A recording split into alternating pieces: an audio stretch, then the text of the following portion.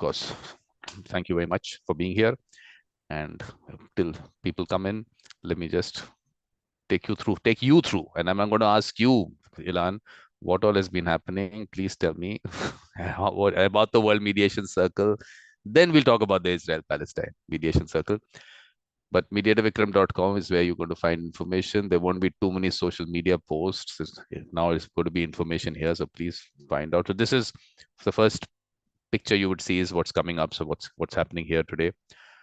Today is the International Day of Neutrality, and we have the assembly number 1. We launched it.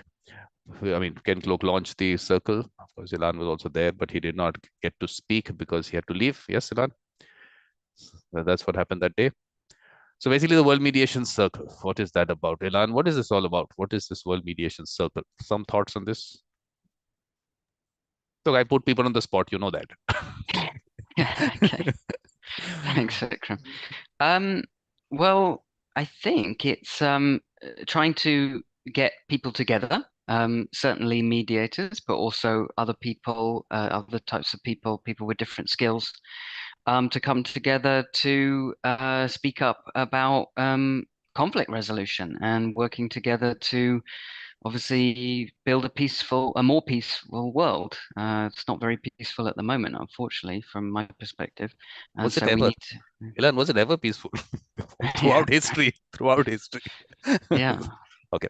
it's good. So Yeah, so the basic idea was that let's put together people who, one, have that mindset of resolving disputes, conflicts amicably, then identify those mediators and peacemakers within community. So it's not like, oh, we are coming in and now we're going to help you. No, you have to bring that, that capacity building has to happen from within. So you have those mediators identified from the community, schools, colleges, and the peacemakers and those people who want to resolve things amicably, and you create a community. So it's a community within a community, and hopefully it'll keep growing and grassroots onwards, because I feel that's where we have to start, because on the other end we can see things haven't really worked out somewhere. So let's start at the grassroots level and then we work from there. So this is where, I mean, I've put it out here, a basic definition as I look at mediation, and everyone will have their way of looking at mediation.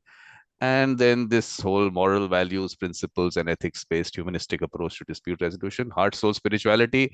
There's been a symposium on that also. So that's been an area where a lot of thought has, I mean, we put it across, because a lot of that is still maybe not put into words by science maybe, but there's lots more happening between people. So safe spaces for conversations, dialogue, collaboration, and consensus building without activism or advocacy. So that's basically the idea. We've got place-based business organizational identity. If you launched a lot of circles, I'd take you through that. And Alexandra, I'll take you through that also. We'll get you in. Right now, I'm just going through. I want to tell people where to find information, because I mean, social media posts right now, there's not enough time to put all that out. And still, the algorithm will show you only some posts. So why not come to this? Is like, think of it as a notice board. So basically, mediation circles, lots of them have been launched already, so that you find here that list. And then what's happened in the last year is happening here. And what I'll do is let me take you through that list, maybe. Why not just show you slides of that? Picture should look good. Hi, Jason. Give me 2 minutes. No, I like to do my little introduction. If you people don't mind, then we'll get you in.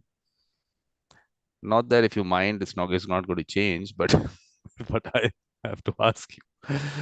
So one, the larger World Mediation Circle, the larger whole. Then we have the India Mediation Circle, the World Indigenous Peoples Mediation Circle. Each of them, lots of work has to happen. This year was like planting the seeds, and more such circles are coming up. So International Reflective Practice Circle. So reflective practice circles within each circle. So that's the idea here. And Michael Lang is known for reflective practice, the International Commercial Mediation Circle. Then we had the United States, United Nations Sustainable Development Goals Mediation Circle, and the World Refugee Mediation Circle. A lot of them are interconnected. So Organizational Mediation Circle, Family Mediation Circle. This was a game that Massimiliano has created for people to experience conflict resolution, school and college, and then environmental, climate change, sustainability, natural disaster, And we did this launch on the 7th, and Jason and Alexandria, Ilan were there, but like I said, Ilan didn't get to speak. We did the Barbados. And then this is a college in Delhi, so part of the Global College Mediation Circle. So they're creating that circle within their college. And we did the Artificial Intelligence Mediation Circle. So, I mean, the fact that artificial intelligence first can be a mediator, can it help people otherwise? And that is not just ChatGPT, lots of other work is happening. I was looking at Google Bard. Google Bard seems to be also quite good. So we went through a little exercise of making it a mediator also. This works well. And today, this is what we're doing. So thank you very much for your time to go through this. Now, the idea today is, first of all, is to for us to discuss what we want this circle to do, to be. So, Ilan, your thoughts on that? Okay. Well, yeah. Thanks, Vikram, and hi everyone. So first of all, I have to say that I'm going to have to go at 1:30 because I have a work meeting, so I can't stay for the whole thing. Maybe I'll. It's an hour long, so maybe, or if it finishes early, I'll try and come back and see if you're still meeting. Um. Well, first of all, thanks, Vikram, for doing this. It's really important and great. Just so grateful to you for continuing to you know, use your time and effort to bring people together. So, in terms of about 150 years ago or so to the UK, and it was because of my dad's love for Israel that he wanted me to be born there. So I was born there about 40 years ago. We didn't stay for long. I came back with my parents when I was a baby, and grew up my whole life in London, and did all of my education in the UK, and did an undergraduate degree in East Asian Studies at University of Sheffield. But then actually I lived in China for a few years, and at that stage I decided just to go to Israel to do a master's degree, and I did that in conflict resolution and mediation. So, I lived there for several years, and I got involved with some peace building work, which actually I'm very fortunate to have had that experience because I was able to meet obviously Israelis, but of course Palestinian people and lots of other young adults from the Middle East and North Africa region. So I was involved with an organization called Yalla Young Leaders, which was a joint project between the Perez Center for Peace and Innovation on the Israeli side and Yalla Palestine on the Palestinian side. And I remember, so I actually worked for the NGO as well for a few months, but before that, I was involved as a participant in a program that was funded by the U.S. State Department called Men Are Leaders for Change. And there it was held at the Dead Sea on the Jordanian side, and we had people come from Israel, come from Palestine, and many other countries in the region, Iraq, Iran, Algeria, Tunisia, Morocco, Yemen, Syria, Jordan. I mean, literally everywhere from all over the region. So, that was a very special experience for me, and we, learned about each other's cultures, but also had very, difficult conversations about, how we've been divided by politics and by conflict, and also as well that people who've actually lost family members and friends to violence in the region. So, I'm very fortunate that I've not had that experience, and of course I feel very much for anybody who has. The thing that worries me most about what's happening now, apart from, of course, the violence, which we see played out very much on our TV screens and on our phones No, in terms of, Ilan, no, what yeah, we do, sorry. look, we've seen so many posts of all Okay. kinds, all thoughts and everything. What I wanted to ask you people was, how do you look at this circle, the Israel-Palestine circle, and what should we be doing in this? I have some thoughts which I'll put on later, but Yeah. just an idea of what you think, because like you said, you've been part of certain organizations. So what was missing? What can we bring together? That kind of thing. I would rather do that because, and then we'll go into what are the different points of view, how Okay. the idea is consensus building. Then in that case, how do we bring everyone together on those thoughts? So we'll do that because look, this is Mm. these meetings of the circle will keep happening. We'll keep doing that. But let's Hmm. look at the larger vision, where we are going, what we are trying to do, and then we'll do Okay. Okay. No, thanks, Vikram.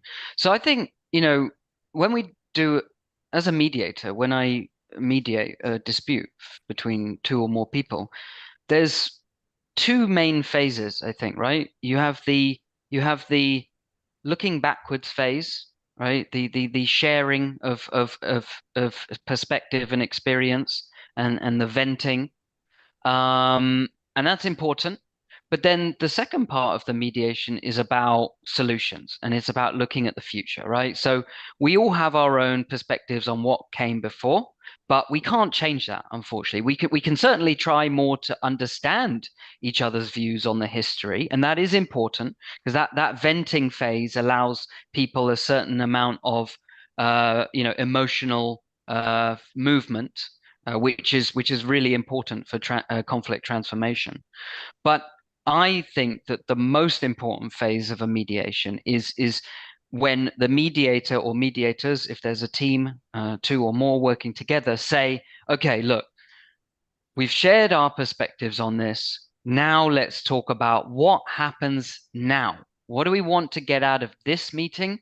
And what do we want to see in the day, or the minute you step foot out of the mediation room?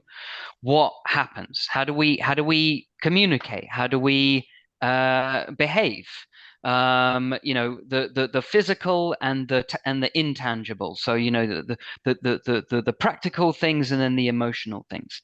And so I think that a good use of this resource of bringing people together in these forums to discuss would be, yes, okay, like we obviously want to give some time to people's perspectives, but what is crucial is where we are going from here. So, let people share their ideas about how do we come together? How can we build a mass movement? How can we build common ground and understanding about what happens the day that we step outside of the circle, and where we go back into our communities, of course, our families, our close friends, our colleagues, people that we work with, and any other connections that we have. What are the messages that we want to get across? I think we have to be very united and unified on what those messages are, because we have to be able to sort of push back against the deluge of hate and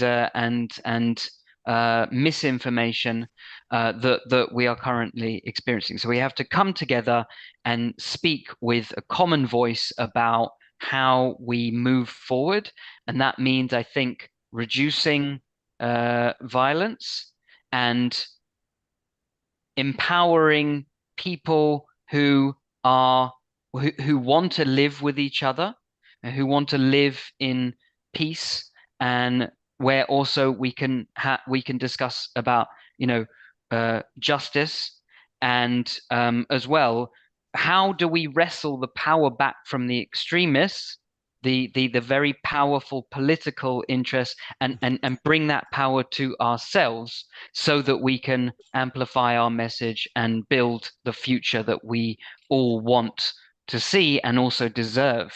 That we deserve to live in peace. So that's what I think we should use the circle for. Perfect.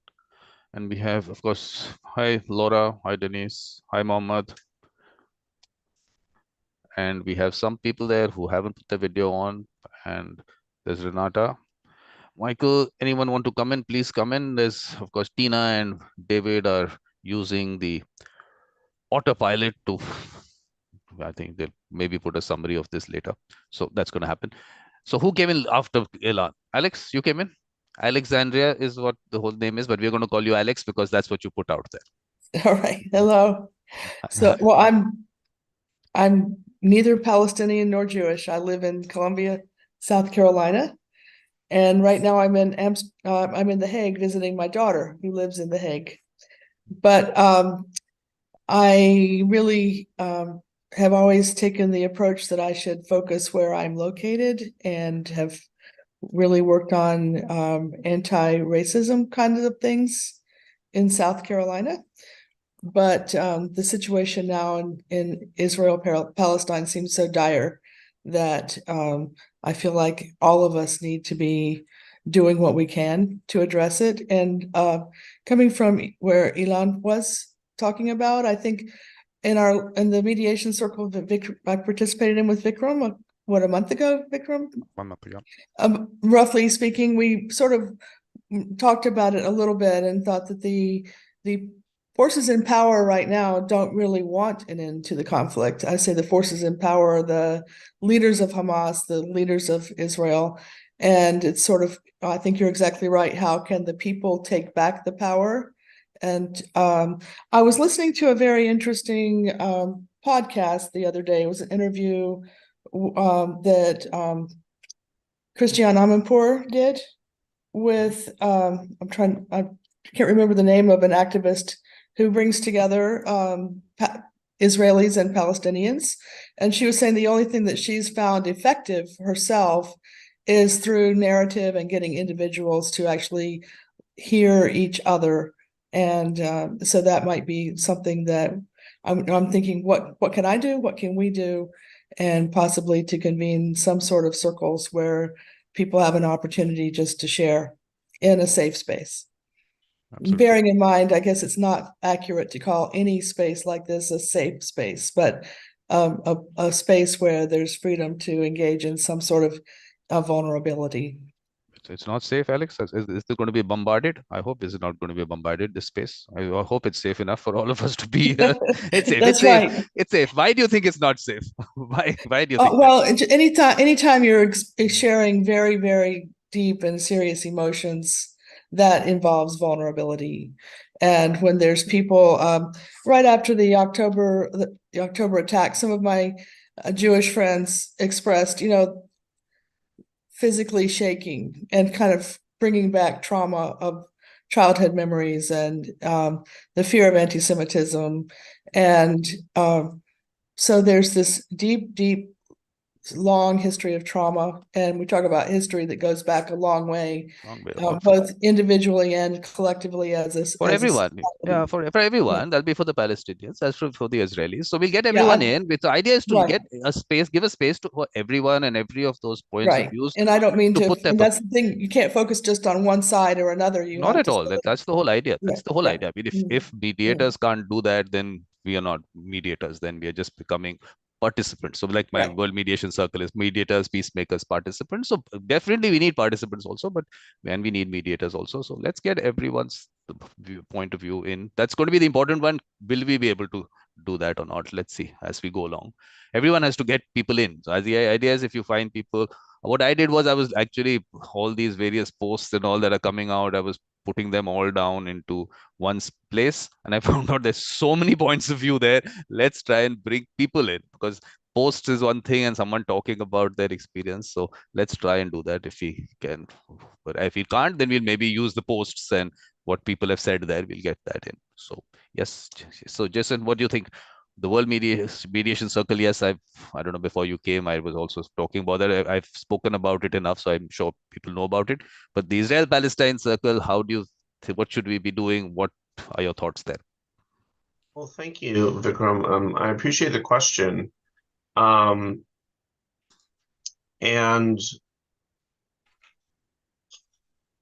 so what I'm interested in doing is hosting some sort of conversations in my local community. I live in Vermont, which is near New York, and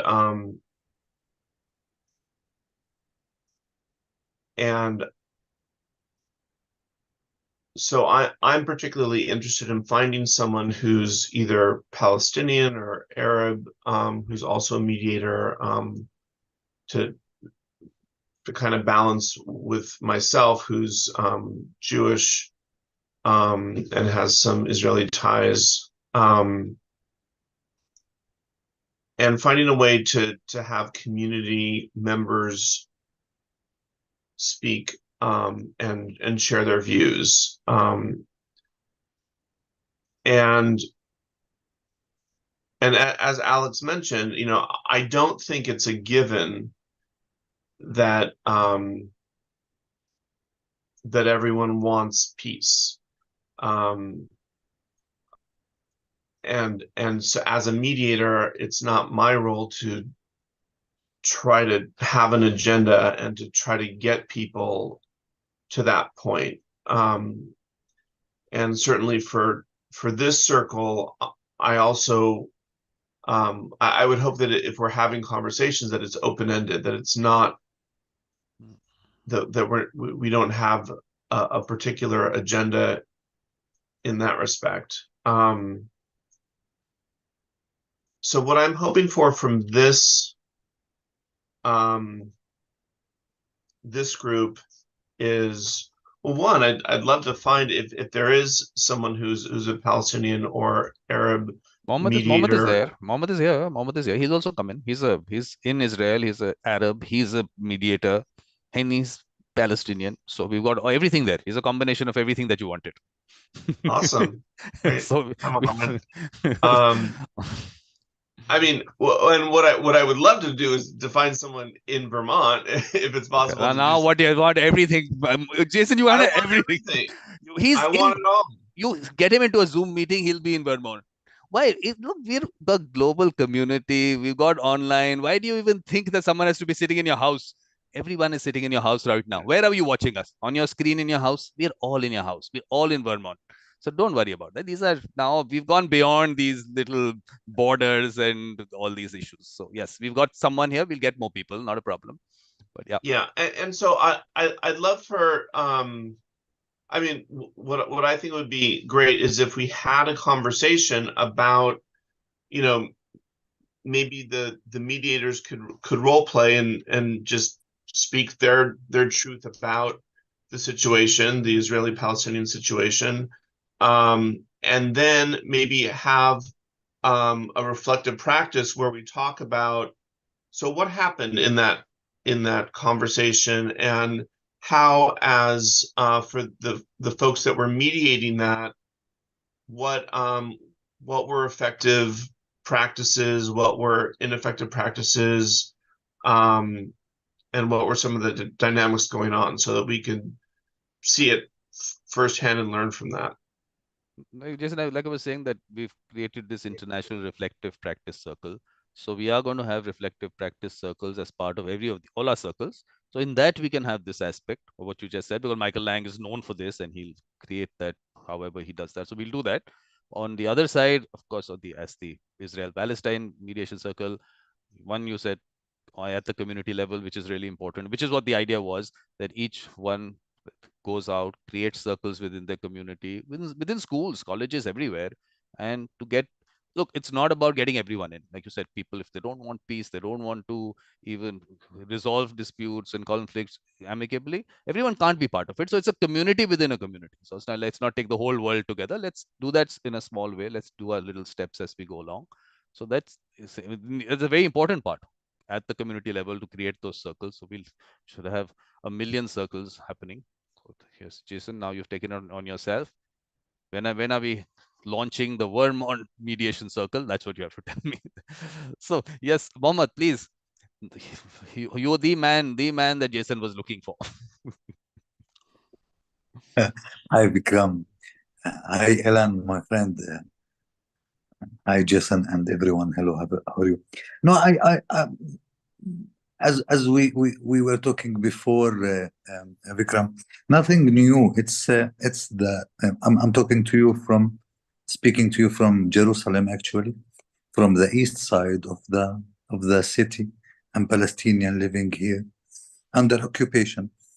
I have a lot of Israeli friends. I believe in peace. I work with a lot of Israeli mediators, but the situation that we are living in and facing now, it's not easy. It's not easy at all. People in general, I'm not talking now about mediators. I'm talking about Palestinian and Israelis. They don't talk to each other. They don't listen to each other. And everyone are watching only the official media from his side. And this is very dangerous. One of my Israeli mediator friends from 2 weeks, we agreed together to share what he see in media, to share with me, and I share with him what I see in media, and it's disaster from both sides. And when we start talking about what can we do in these days, the day after the situation, we agreed sometimes, because let me share with you the situation in Jerusalem. Actually, there is a lot of workplaces that Palestinians and Israeli are working in the same place, and employees are facing a very difficult moment spending during the working day. So we start to agree that maybe we can work together if any from the two sides face any problem, that we can go both and start working and talking and listening to them. But till now, it's not easy even to do it. Let me share with you an example that happens to me today. I was in a work in Ramallah, and I don't know if you know a lot, but there is three checkpoints between Jerusalem and Ramallah. To back to Jerusalem, you have to pass one of them. So one of them is the easiest one. So I thought that maybe today I will use it.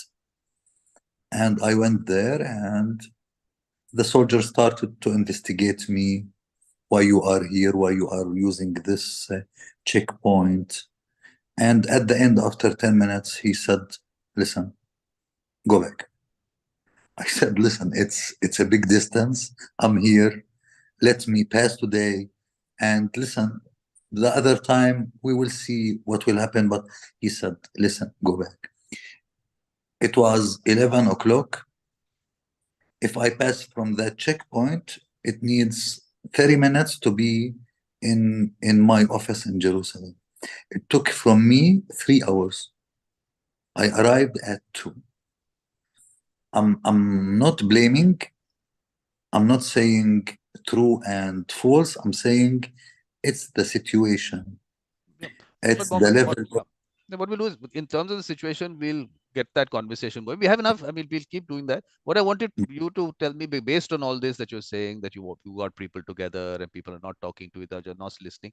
How do you see the structure of this circle, and what should we be doing, which is maybe different from what's been happening? So, if there's something that I value that we can add, if not, if people are already doing good things there, why should we repeat that? A lot of people must be doing good things. So those were the thoughts for today, and then we'll maybe get into individual situations. Like you said, the media gives you all kinds of views. Instead, let's get people who are at all levels. I'm saying at every point of time what people have experienced. So we'll get that in later.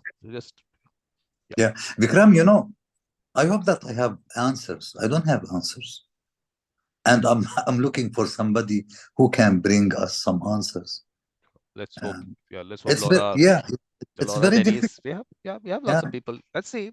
No answers. Yes, we'll reach that level. First is the conversation, to get the conversation going, dialogue, consensus building. All those steps will happen. So why I wanted to put that out, the question out, was because I mean, I might have some thought, but let's not be the only thought. And I'm trying to create things around that thought, while you people have much better thoughts on it. So that's why. So Jason has suddenly got a thought. Yes. Yeah, I just wanted to say, Mohammed, I just really appreciate what you shared. Thank you for that. So yes, Laura, any thoughts on the circle? How we should be going about it? What are we trying to create? Thank you. Thank you for inviting me. Thank you, Mohammed, for being here and for sharing. So important. So I think my messages personally have started to be, we got to hear Ken Cloak here, and then I got to hear him again last Saturday. And he's talking about, we have to do away with this victim mentality from anybody. And I think, you know, and Mohammed, please, that's not directed towards you. This is me talking about what I was planning to talk about. And so that's something that I've started to add to my conversations. But mostly I feel like being a human and a Jew in diaspora, you know, I have the privilege to be in a place that is relatively safe. And so it is my job to try to bridge those gaps and reach out and have these conversations that might be, you know, might be fruitful. And so I share Jason's vision of, you know, how do we get community conversations here in America? And we got to bring down the rhetoric. It's not good here. And Mohammed, the media is the same here, you know. So yeah, just This is what we want to do, but how, Laura? Some thoughts on how? how is, I think we well, I mean, every opportunity I get, I'm trying to make my community and my local Muslim community here in San Diego are completely closed off. Nobody is talking right now. And so I actually got a circle started finally at my daughter's school, and nobody showed up. And so, you know, I just keep knocking on doors and keep saying, how are we going to do this? How do we have this conversation? Look, actually, Laura, it's in Hindi, so of course, my saying it in Hindi won't help. But let me try and translate it. Translations don't work well, but the concept is I started walking alone, and people joined me, and whatever that movement, let's call it a movement, and the movement started. So you've done the first step. You've started. You went there. No one came in. No problem. The people will come in, but at least you put the thought out. So yes, we have to do that. Yeah. So just every opportunity I get, every email I get, I reach back and say, hey, you know, look, I'm part of this circle. Can we convene? Is this something that we can do? And I get silence. People are so upset right now, but that's okay. I think that's part of the process. I think that's being a mediator, right? How many times do you have to invite people before they're ready to walk into conflict with you? So Laura, what has to happen from me? It has to be us. So get all of us in. It's our circle. Right now, it was your circle. Now, let's it become our circle. Let's put it out that way. People sometimes want to be part of something larger than something which is an individual. Maybe let's see. That's what I told you. The whole idea of that branding and everything was that people want to feel part of the bigger thing. We'll give them the bigger thing. If they want to be part of a smaller thing, we've got the smaller thing. Everything. Let's put it out that way. So that was the idea of putting it out. Let's use that. Yeah. I think the idea of kind of having, you know, this is shaping for me, and it's the first circle I'm actually participating in, but I kind of have the same idea as Jason, is like this is our learning and experiencing and designing. So how can I take this and put it into my community? So one day we have to, we have to launch the Mira Mesa mediation circle. When we launch it, then we will get something. But have Jason and you found out that are you guys related in some way? No. Oh, okay. We tried. We'll find something. We'll find something somewhere. Probably somewhere. Yes. Somewhere. We'll find it. We'll find it as we go along. So okay. Yes, Denise, thoughts on the circle? Hello, everybody. Nice to see most of your faces. Thoughts for me are just really continuing learning. What are some ideas that can unite? We're so bombarded with these images on the media that are full of bias, and just where we need to break these down by uniting people. There's very little that we could do to have a political impact, but what we can do is unite on some common ground. And I'm just looking for environments where people can come together. And I think the number one is building trust through conversation and having an open mind. So when I have conversations with individuals, I always start with trying to flip it. Like, what would you say if you had a different point of view? What would be some questions that you might ask? What would be some insight that you would be seeking? And people are so close-minded, and I think digging their heels in and having these open conversations where they could just feel like they're safe and they're not going to be judged has been so important. And I think little by little, we're getting to this place, Lisa, me personally in my communities, where we know so little, and the conflict and the history run so deep, and all we can offer is just an ear to listen and to be empathetic. And I think over time, building those relationships is going to help answer that question, what's next? How are we going to live in peace? That's, I think, the biggest question. How are we going to, what can we do here in America and around the world to help create that vision of peace? And through talking and storytelling and listening and sharing, I think it's possible. So I feel like a moral responsibility is to be optimistic. And I hope that I can communicate to the people that I see. I think it's so needed right now, with a little optimism, a little hope, a little trust building goes a long way. Yes. But Denise, why do you think you won't have an impact?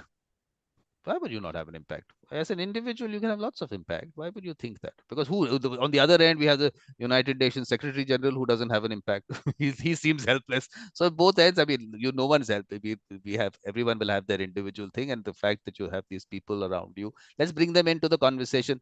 Oh, look, what I do goes out on YouTube. And the idea is that let's have people coming in and listening to people who have an objective view to life in general and on the issue. People should know that people can have conversations and there can be all kinds of points of view which can be discussed nicely. That's what the World Mediation Circle or each of these circles are about. So let's bring them in. If you know someone who has certain thoughts, bring them in here. Of course, you'll be doing things on your own or wherever.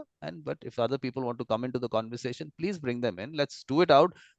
Let's look, closed door, lots of conversations happen, but let's put it out there. A lot of people might not be comfortable. Maybe we can have something without it being recorded and going live, but that's what I like to do, because the same thing that you were saying, lots of people have the same thoughts. Every one of you, whatever you're saying, lots of people have the same thoughts. Let's put it out there. Let's bring them in, and hopefully the circle will grow, and you have to grow it. All of you have to grow it, not just you, Denise. It's not just your responsibility. It's everyone's thing. Let's get more people in. Let's get all, like I said, all kinds of points of view have to be out there, instead of us watching it on some media or some social media, someone saying something. Instead, let's bring them in. Let's discuss the thing with them. So let's see what comes out of it. And get left, if one person can in some way, whatever their thoughts are, put them across and someone understands it, that's the job done. I mean, Yes, someone just understand each other. Just understanding each other is, I think, where the first thing happens. And then, yeah. Yes, 100%. Lara. Yep. Let's just go to Lara. Yes, Lara. Your thoughts on the circle. Certainly. So I apologize for ambient noise that I might have here. I'm a mediator in New York, and I am Jewish. I'm a first-generation American, and my family comes from a kind of post-Soviet refugee experience. And, you know, as a mediator, I've really been grappling and struggling with some of these fundamentals in mediation that seem at their lowest and most disparate, polarized point when we explore this conflict, right? When we think about, you know, uncovering understanding in mediation, and mutual understanding is kind of furthest from where it's ever been.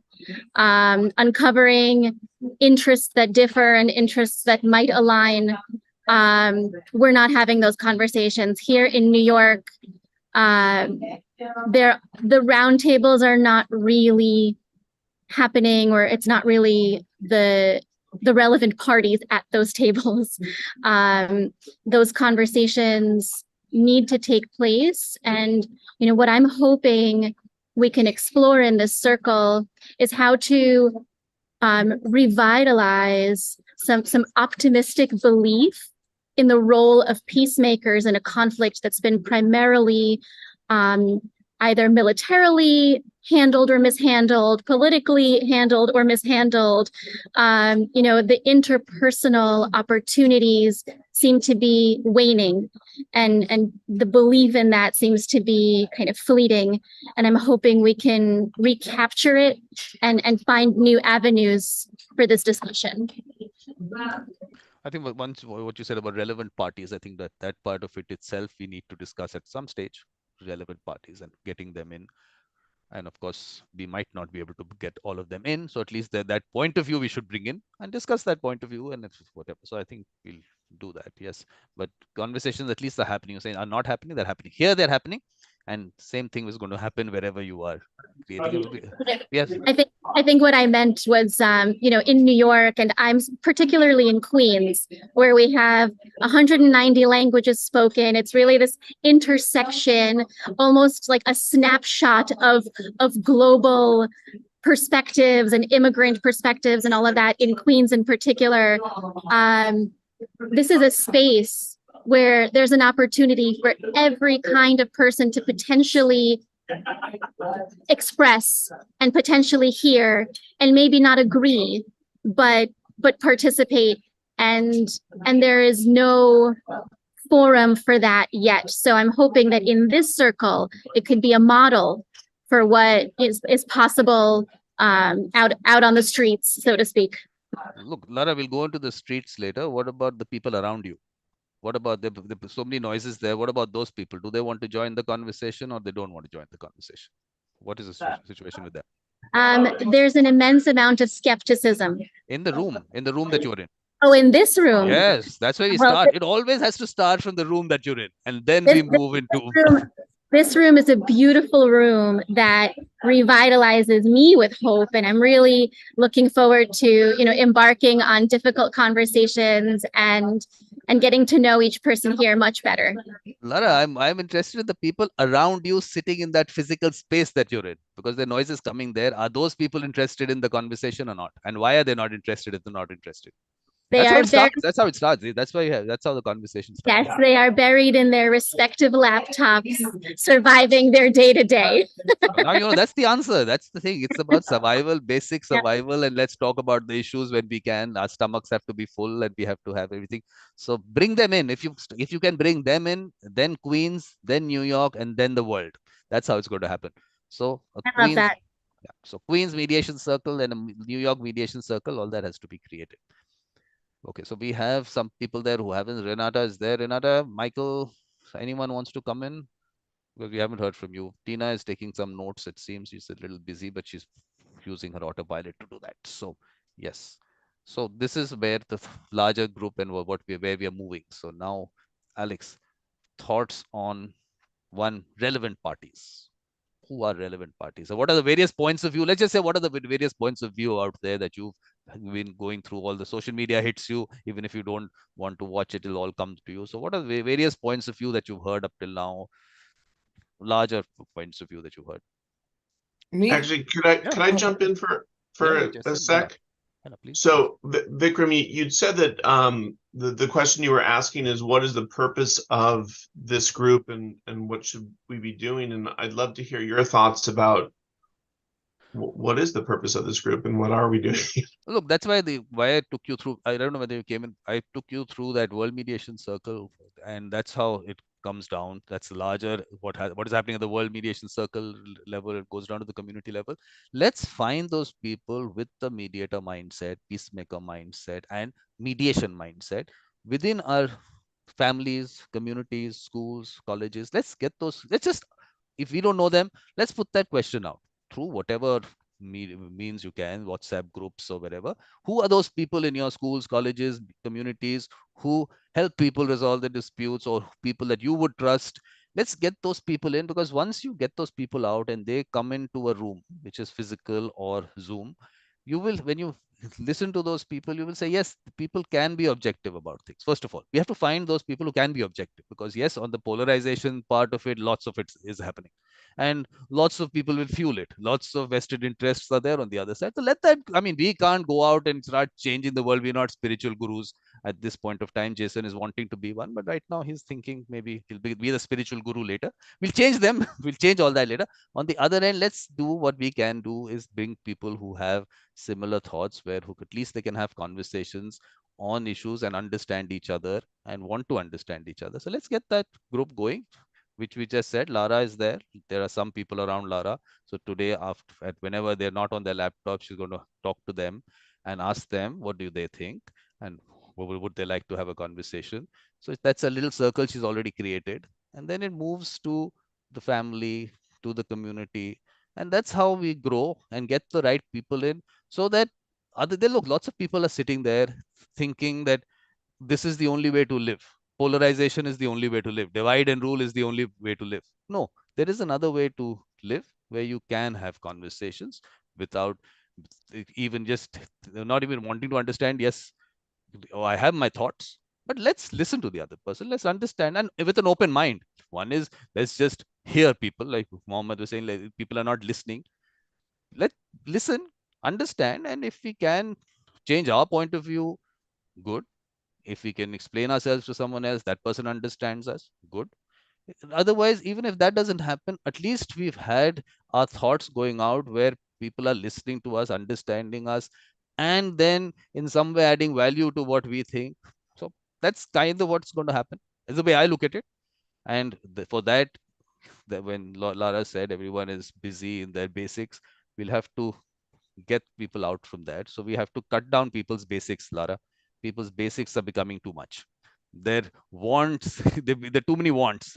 So needs is okay, but those needs also have to be brought down. This is important. Why I'm saying this is because what are we doing? At the other end, we have, when you said relevant parties, you look at the arms industry. Why is the arms industry there? Because someone wants to make money. Why do you want to make money? Because money gives you power. So on the other end, are we going to look at ourselves, the way we live our lives, all that also? So heart, soul, spirituality, which is part of what I do, part of the World Mediation Circle.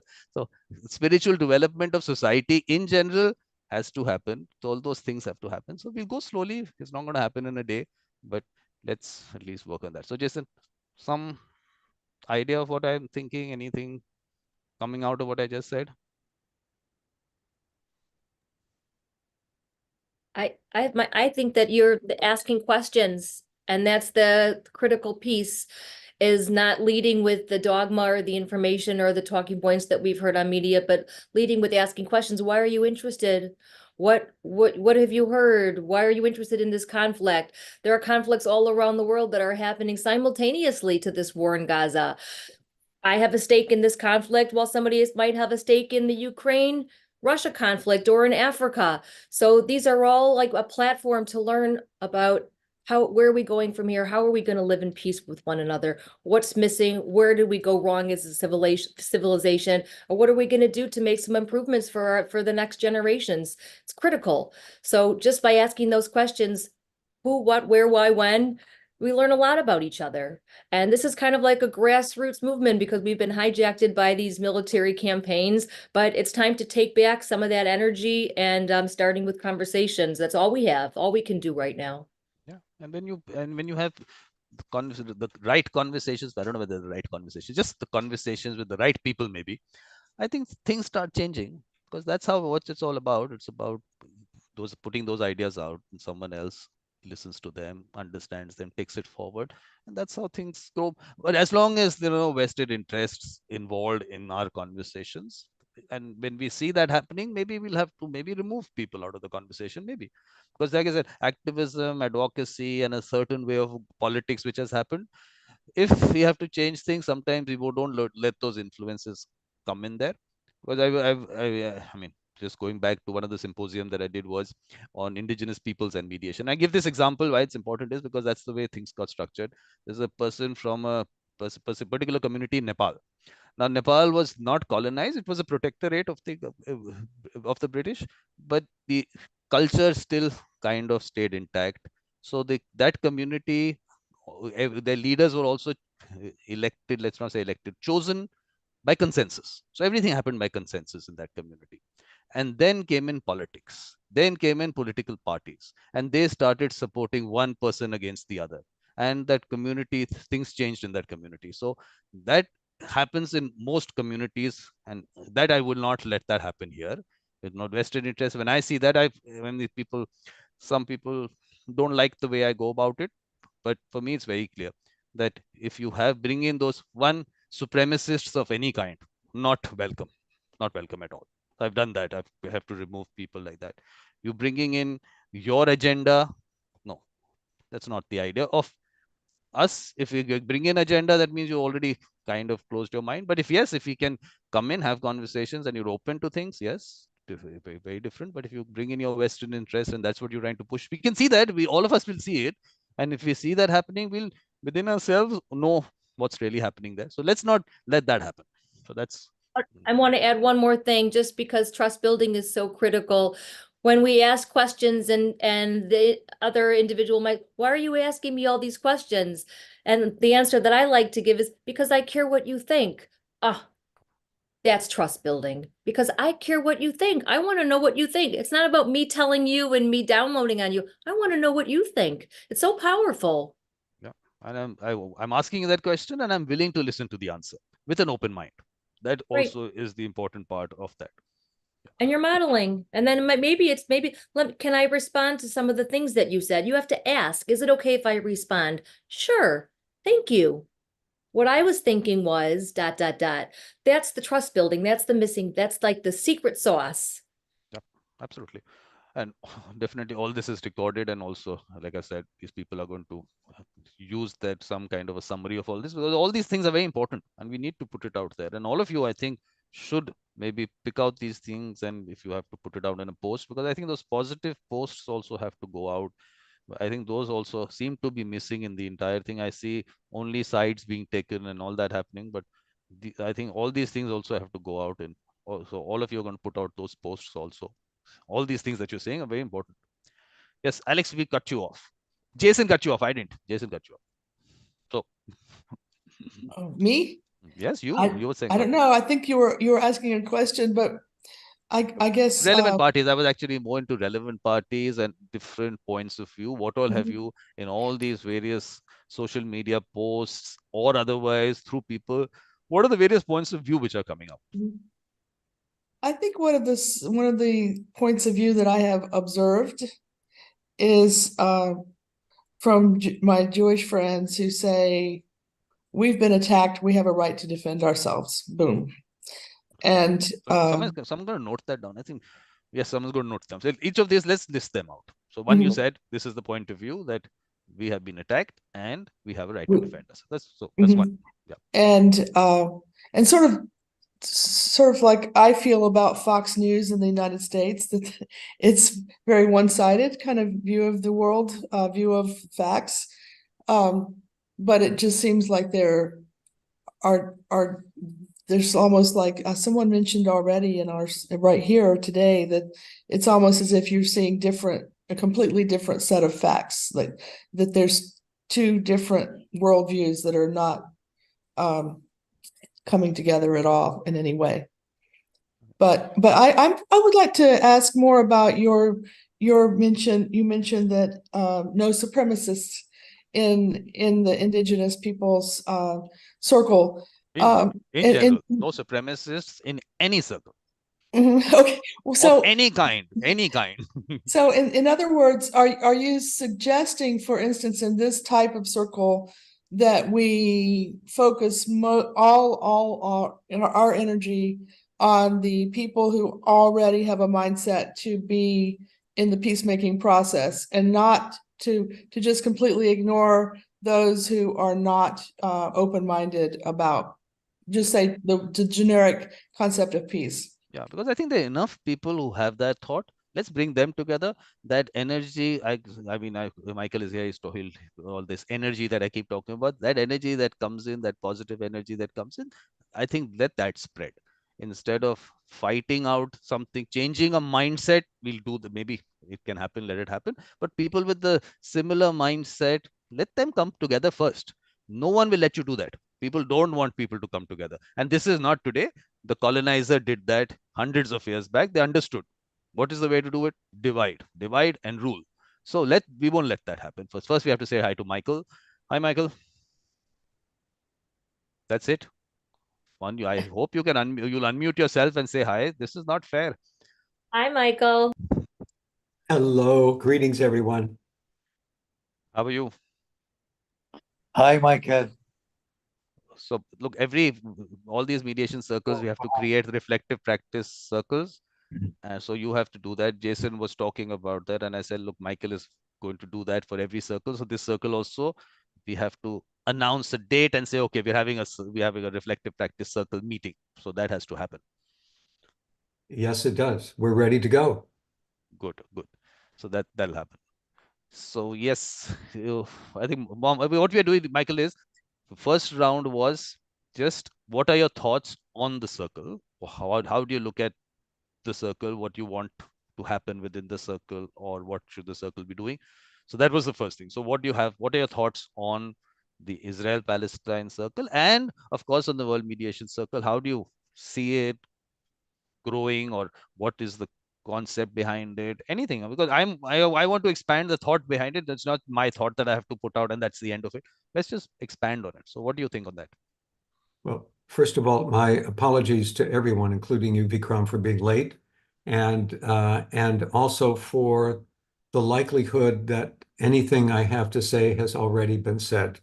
And had I been here and heard you, I would just be quiet or nod in agreement and say thank you, rather than voicing an opinion. My view about it is that it's very difficult for us who have no power, very little influence, no control over what's happening there, to do very much. And at the sort of more global level, to end the violence, to ease the pain and the struggle that the people in Gaza are experiencing, and the people in Israel are experiencing. And so I was thinking, as I was thinking about today, and getting together, I was hoping that Jeffrey Corey might be here. Some of you may know, Jeffrey is a wonderful man from Ireland, who during the period both prior to the negotiations of the peace accord, during that period of time, and now subsequently, has been working in what he calls track 3 diplomacy. He and I had a wonderful conversation, which is available on YouTube, where he talks about the work that he did. Forgive me if I'm saying the obvious and you know this, but track 1 are the big people, the prime ministers, the secretaries of state, those folks. Track 2 are those people who advise and influence the track 1 folk. And the track 3 people are those who have a voice, who have influence, but who would never be seated at the table, who would never have, maybe not even have the direct ear of the track 1 people. And Jeffrey worked at the track 3 level.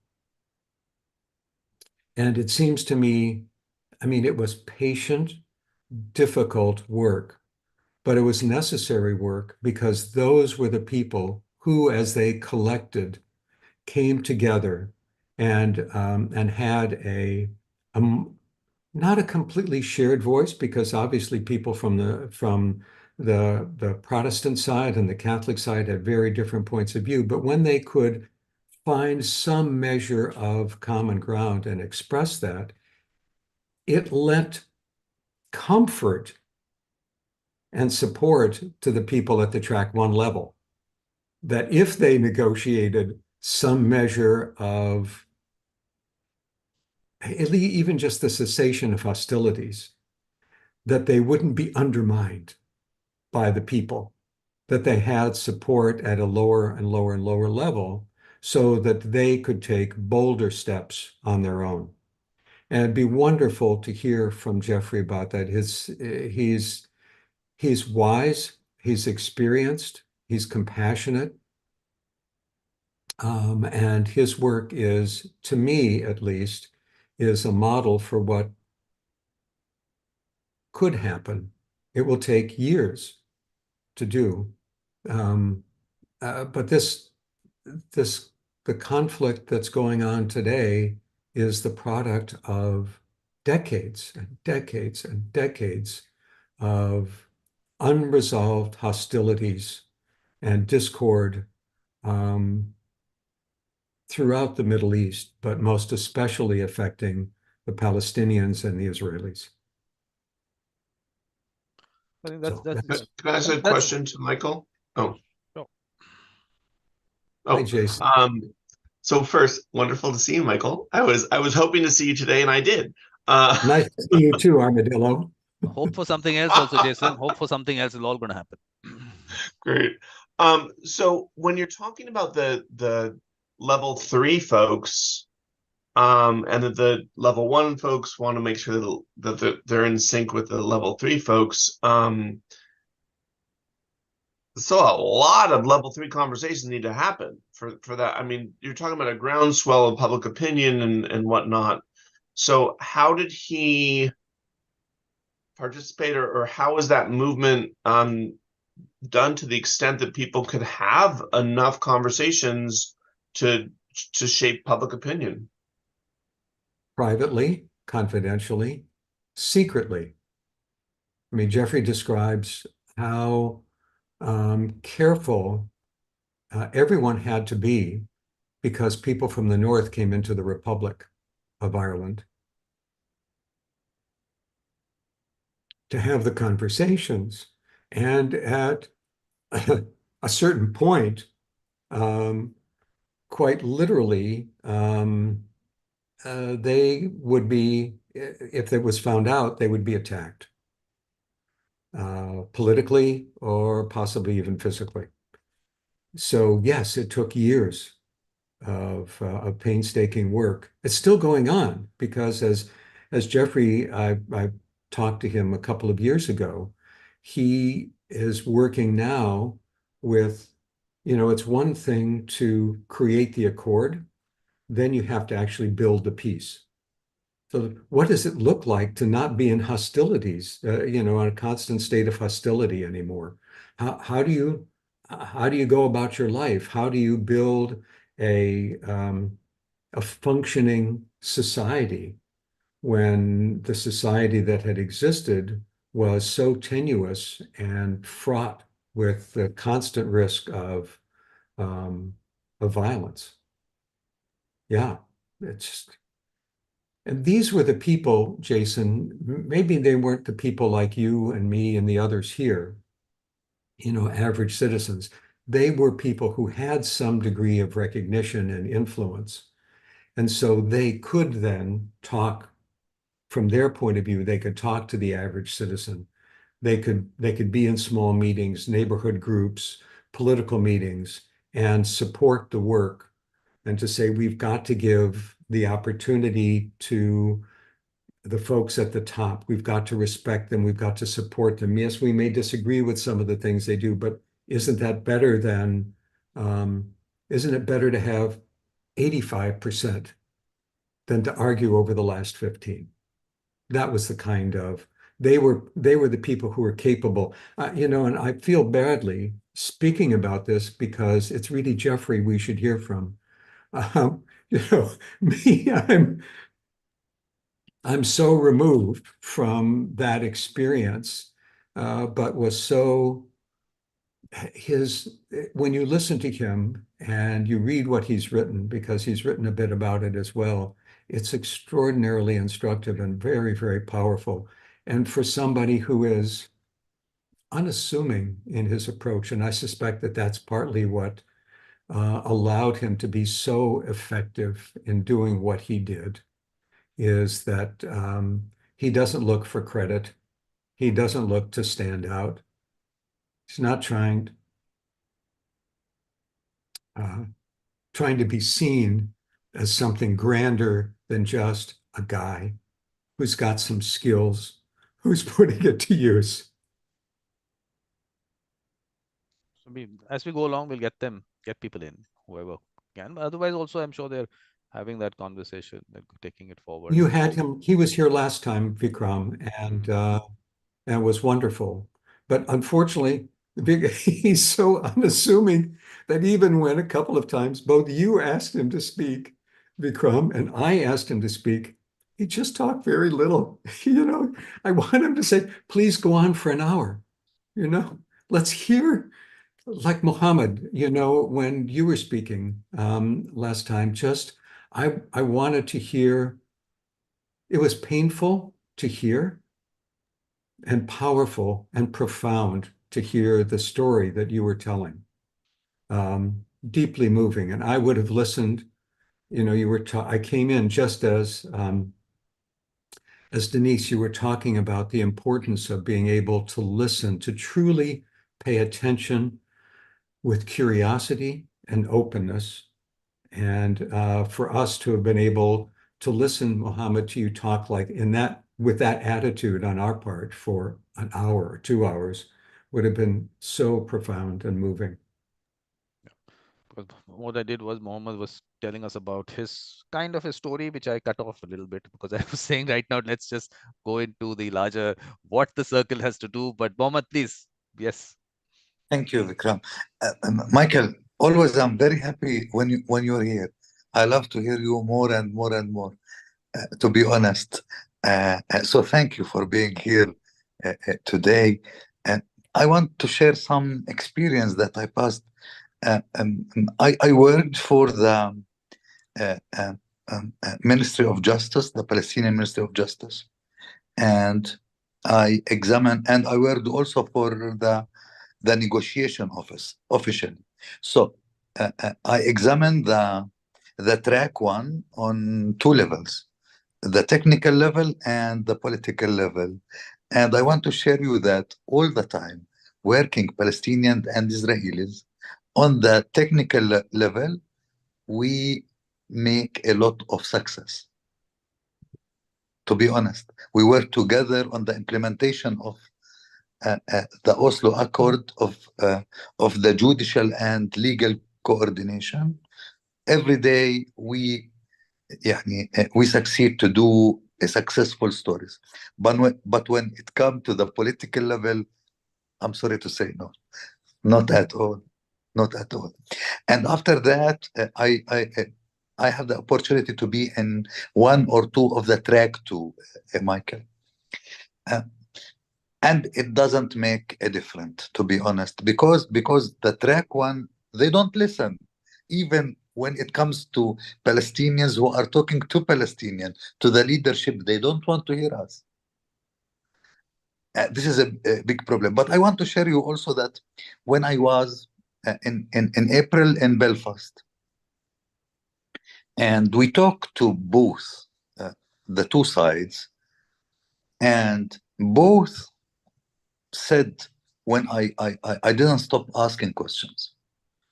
And the answer of the question of how can we finish this conflict, this war, this situation that we are facing, they said, and I was very surprised, but they said, you need a powerful third party like the US. The US put as a third party a lot of pressure in Belfast to finish the situation. George Mitchell didn't stop going back. He didn't stop. But in the Middle East, the Americans, they didn't do the same role that they did in Belfast.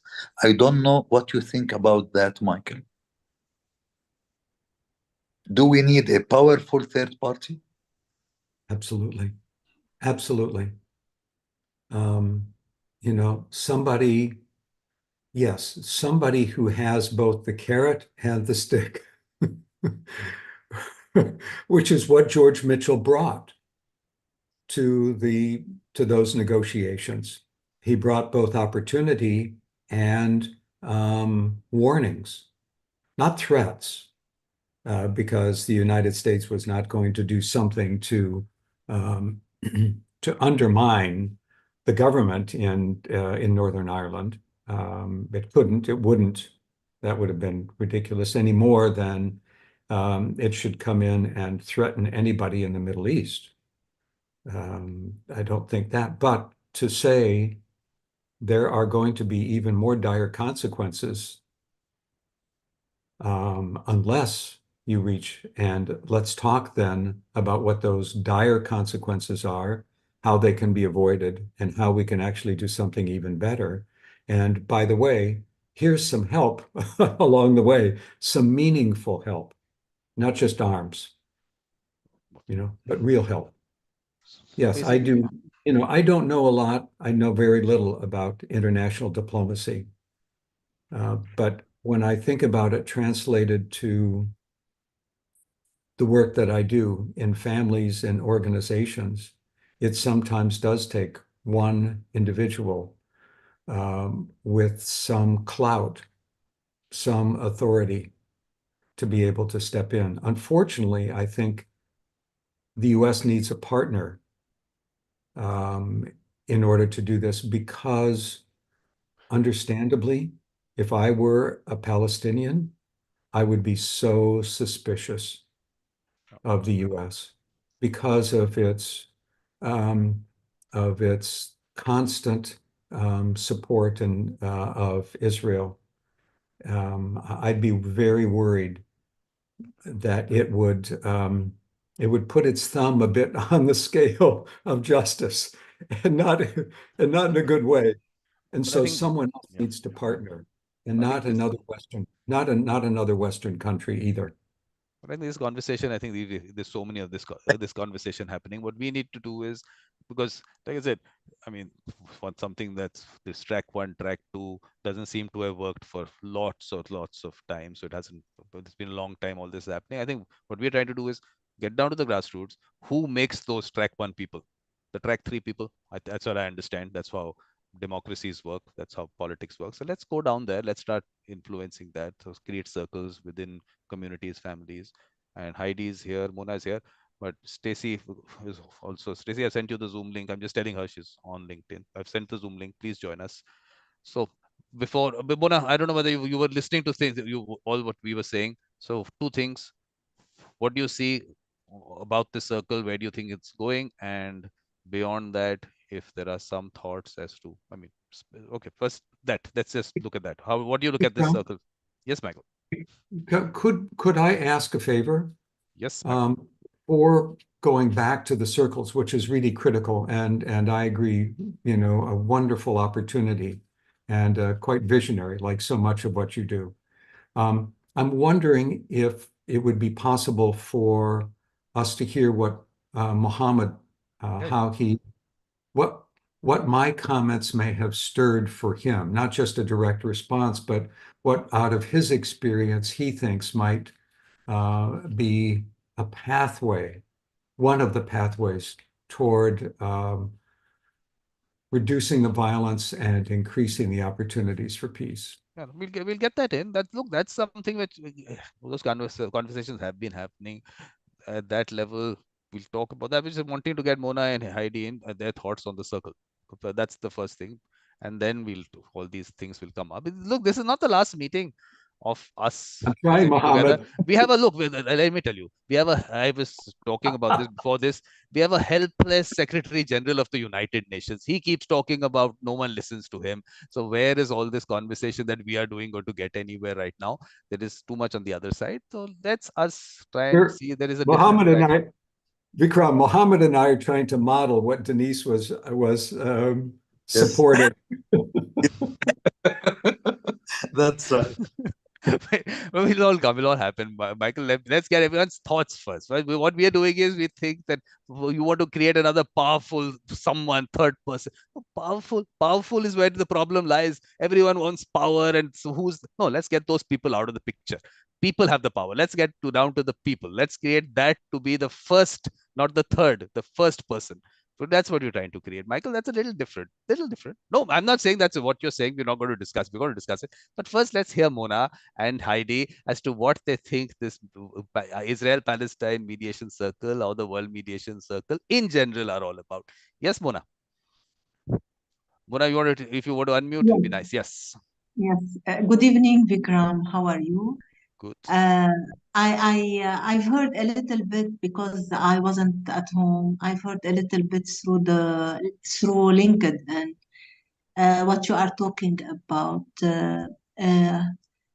We here in Lebanon, really we are living a critical period in the south area, South Lebanon, because it becomes more and more hard for the people there who are living on the board with Israel, and they are here. They are living a struggling situation right now, and what I've heard from them today, it should be done this 10 days.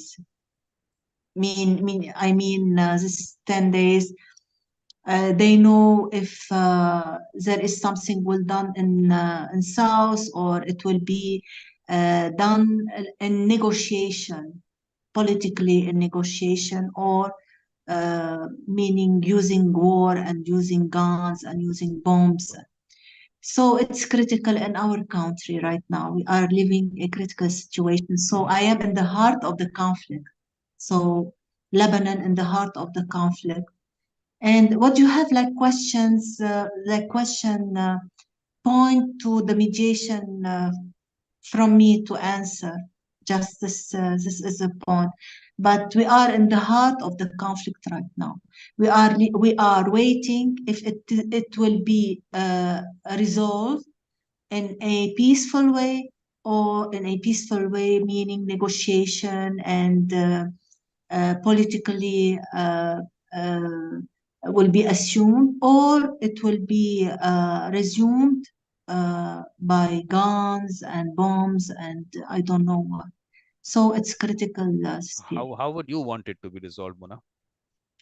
I really today I had a discussion with people living there in the south area, and from the bottom of my heart, I want peaceful. I want negotiation. I want this matter will be resolved from the region. I don't know how, but the negotiation is the best weapon. Okay, we'll come to that. Yeah. But at any point of time, if you want to speak in Arabic, you can speak in Arabic. Mohammed is here; he can translate for us. At any point of time, you can do that. So I have an idea in Arabic. Yeah, please do that. Yeah, please say it. Mohammed will translate. Please. I'm than Mona anyway.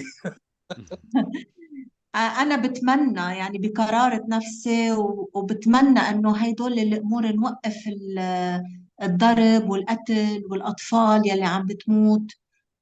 أنا بفضل السلم، وبفضل إنه بالمحاورات والوساطة السياسية أكيد بالريجن، يعني بالمنطقة تنحل ويلاقوا حلول. يعني شو هي كل طرف شو بده يكون عادل، ياخدوا كل واحد حقه، ولكن يوقفوا الضرب ويوقفوا القتل، لأنه العالم ماتت وأطفال ماتت وبكفي قتل وحرب. نحن ما خلقنا لنموت، نحن خلقنا لنعيش. وأنا وانس من زمان عملت الميديشن لأنه أنا عندي هدف السلام. بحب السلام، ما بحب الحرب، ولبنان عانى كتير من الحرب. لحديت هلأ بنقول كفى للحرب، وعاملين ماس ميديا عم نروج ونقول لا للحرب، لا للحرب. مشان هيك أنا مع فكرة السلام، مع فكرة النيغوشيشن، الأخذ والعطاء، والحل الأمور بالسلام والمفاوضات. تنحط الأمور كلها على الطاولة بالمفاوضات والحوار and dialogue. and Oh, sorry, that's it. Mona. Oh, no, sorry, Mona. You have to negotiation and dialogue. You have to say it in Arabic. Only then Muhammad will translate. How can you do that? Everything else Okay, was in Arabic. All we understood was I, negotiation and dialogue. Yes, I'll Muhammad. do my. So that's why I'll, language is important. Mona was a different person when she was speaking in Arabic. That's why language, you have to speak in the language you're comfortable in. Yeah. Yes, yeah. Muhammad. Shukran, Muna.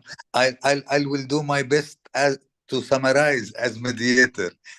So Muna, she talks about her hope that all of this will end very soon. She said that we didn't born for the war, we born for life and for living and for peace. She suggests suggesting the negotiation and dialogue between the parties to put an end for all this war, for all the war, based on justice for all. And she looks for in the future that peace will be in the region. Is that right, Mona? And I believe that you understand what I'm talking. Is there anything you want to add? No, No, she'll no, add that's later. You'll add later, but the main thing that you said is the parties. The whole thing is who are the parties. That by itself is a whole conversation we'll have. But let's get Heidi in first. Hi, Heidi. How are you? Haven't seen you for a long time. I know it's good to see you, Vikram. It's good to meet everybody else. First of all, I'm very late to the conversation, so I apologize for that, and I don't want to be redundant. But I guess, first of all, you know, when Mona was speaking, I don't speak Arabic at all, but I kept hearing her say salam, you know, which meant peace, which I hear as shalom, you know, in Hebrew, and how close it is, and how much there's similarity between these peoples, and how much the differences are what people are, you know, focused on right now. And I guess there are a couple of thoughts I have in terms of trying to develop trust enough to have conversations that are meaningful. And in my immediate family, I'm outside of Boston, Massachusetts in the United States. I have a sister who lives in Jerusalem. I have a sister who lives in London. And we've been having family conversations. We've family in Brazil, family in the UK, and in Israel, here in the States. And since October 7th, really, we've been having conversations on Zoom every week or every other week with many different opinions, you know, in the family, and with one of my cousins, who's a great mediator, moderating these conversations. And I think so much of, you know, there's a basic trust in the family, even though there's a difference of opinion. And I guess that, to me, is the essential piece that's so hard to generate when people have a history that's so fraught. And I guess, you know, I'm trying to think of, you know, how in mediation in general, you create trust, you create an opportunity and an environment that allows people to listen without judgment, and to hear other people's pain, other people's experience, and other people's perspective.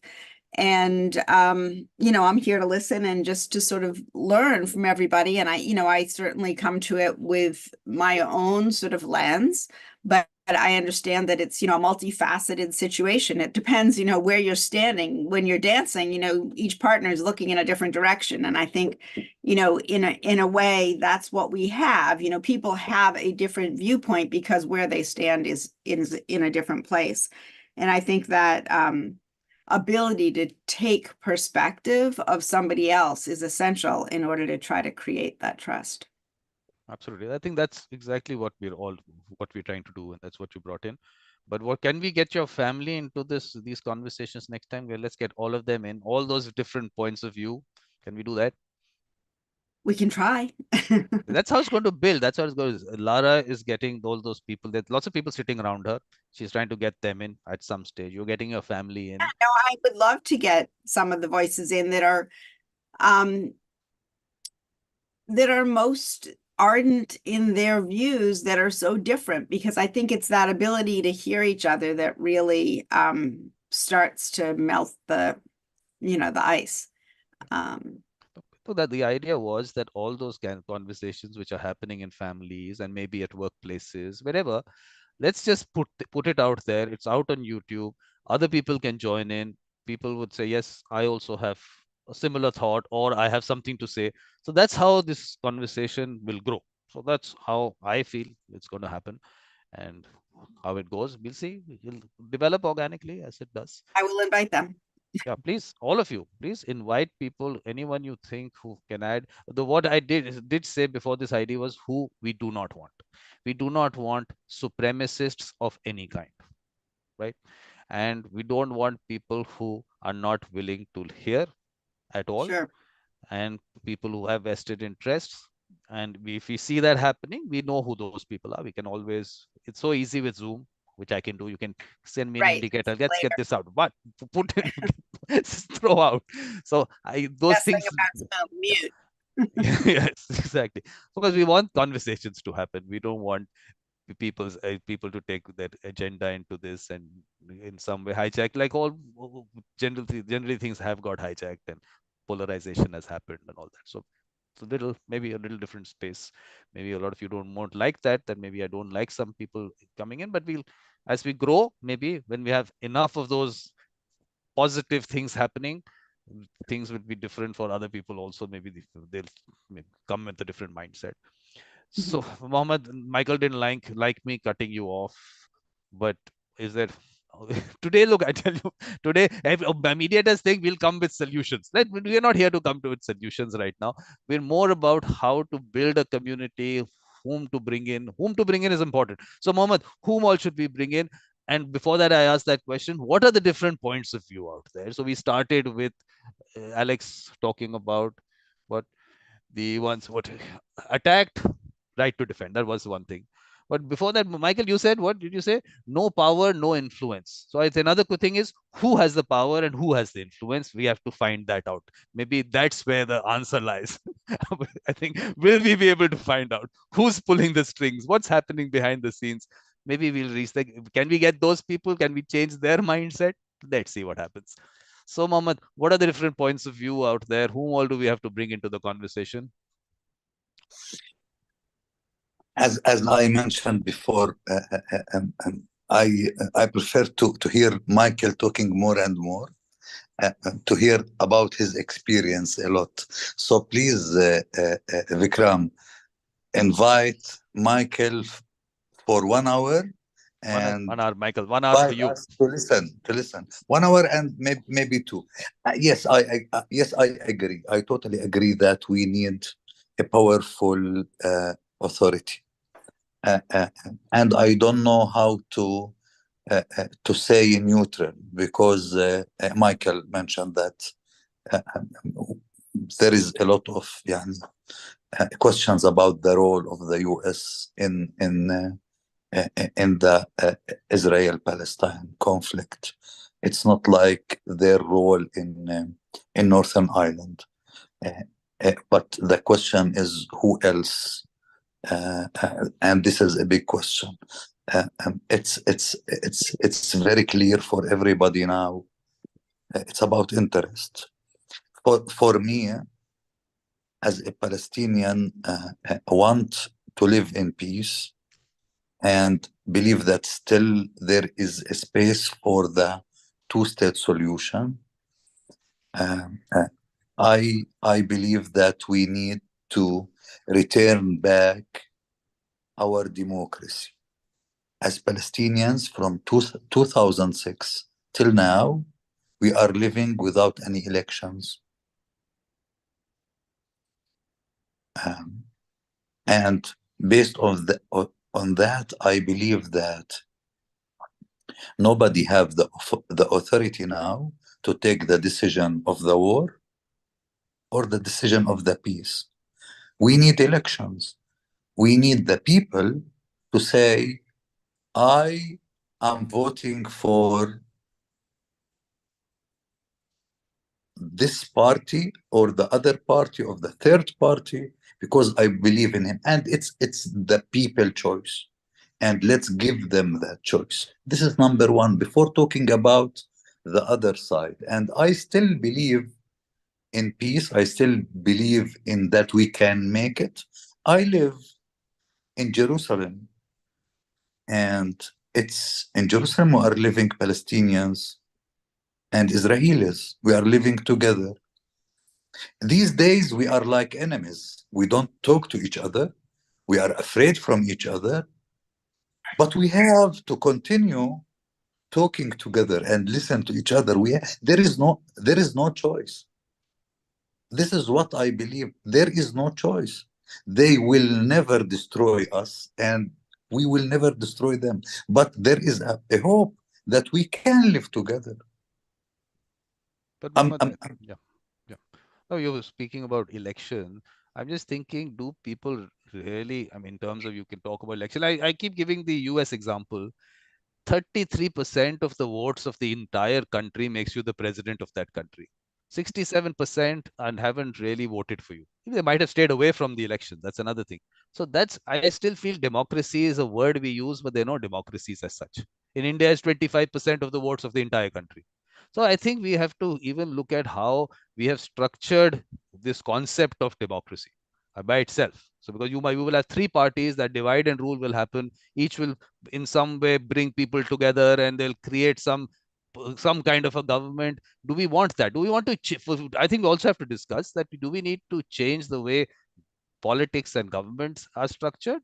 And then on the global level, because the United Nations doesn't seem to have really worked out as it seems. So I mean, if 5 countries sitting there can decide what's happening, and I mean, I look at India being the largest population in the world, not represented in the permanent members of the Security Council, no one from the Southern Hemisphere part of it. We haven't even got a representative body on the global level. So there are lots of things on that end. So at national level, global level, I think those things also we need to discuss. But let's get Heidi in. Heidi has something to add to Well, us. question for Mohammed. When you talk about the election, I hear what you're saying, Vikram, and we could discuss a long time, what a democracy is and, what the representative people are. But when you talk about this lack of a vote since 2006 and how, I don't know how you understand or come to have a sense of the relative numbers of people that would vote in a different government if given the opportunity. And I think that if the choice is Hamas, the PLO, or something more moderate, like how do you have a sense of that and how do you execute on it? How do you make that happen so that people have a voice, that people have an opportunity to vote? And what's your vision for making that happen? And living in Jerusalem, can you vote there? I'll show you a picture here in my office. I don't know if you can see it here.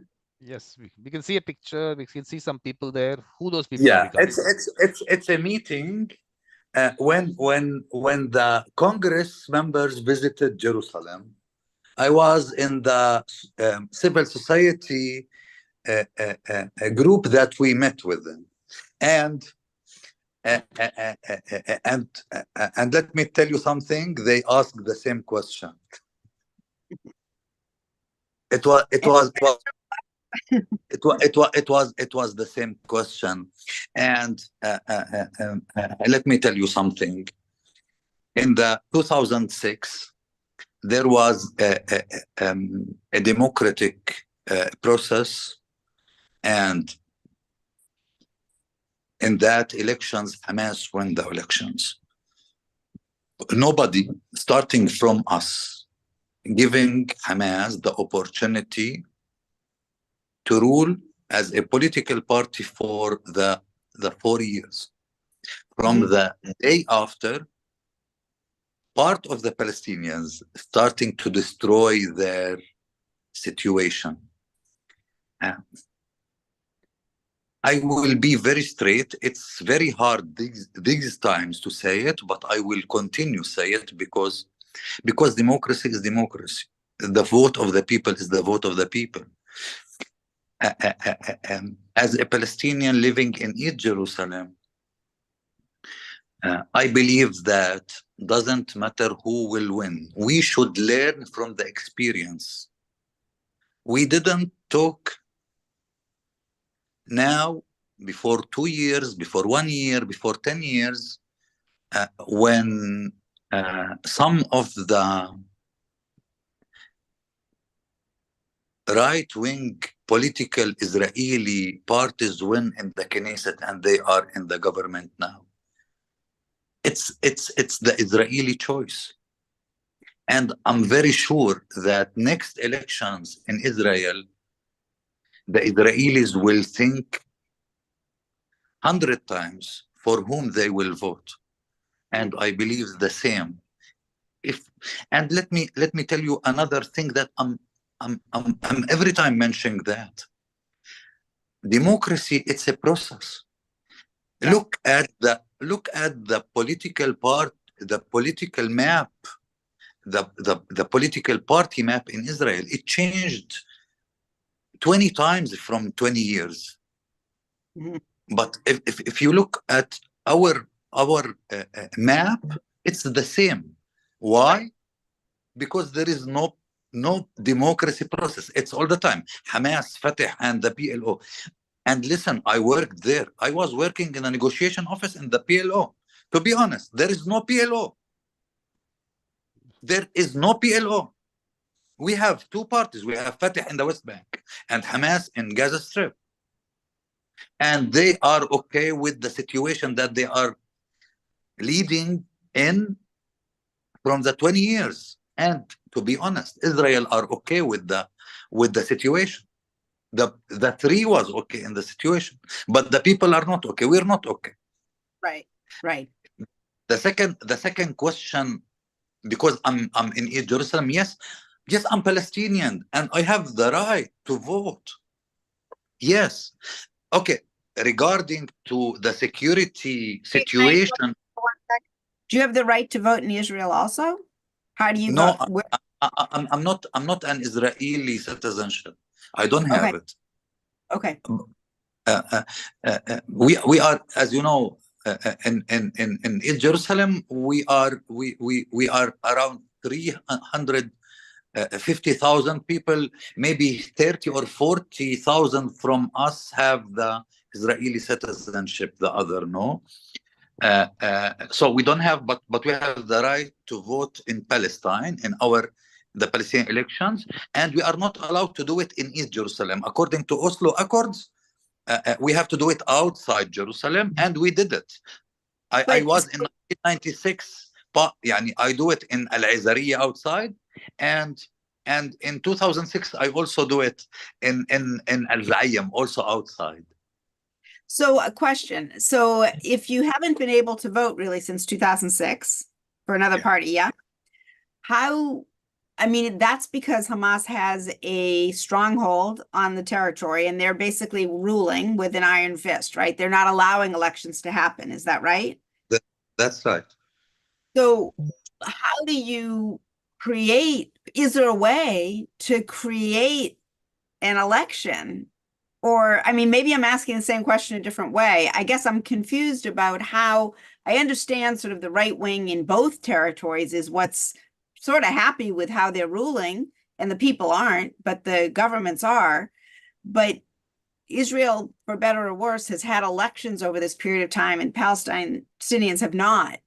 So how do you effectuate an election? How do you make that happen? It's happened in 2021. They agreed both. In 2021, everything was well prepared for elections, and in the last minute, the PLO in Ramallah, the President Mahmoud Abbas, he stopped the elections, and he said that because the Israelis are not allowed the elections in East Jerusalem, so there is no elections in all Palestine.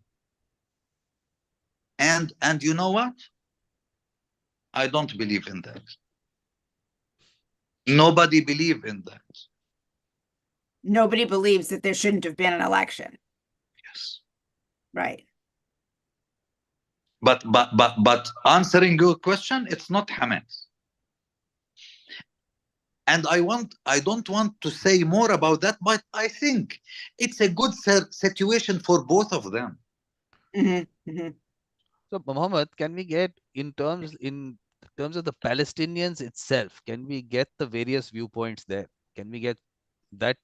I mean, if we can get those people, or you can put across their viewpoint, because there will be different thought process within the Palestinians. Similarly, within the Israelis, within the Jews, all of them, they're different thoughts everywhere. It's not one combined thought that it's only Muhammad's thought, or there are so many other people. Can we bring those thoughts in, the points of view in? Vikram, it's only an idea. Is it يعني our destiny to have only Fatah and Hamas?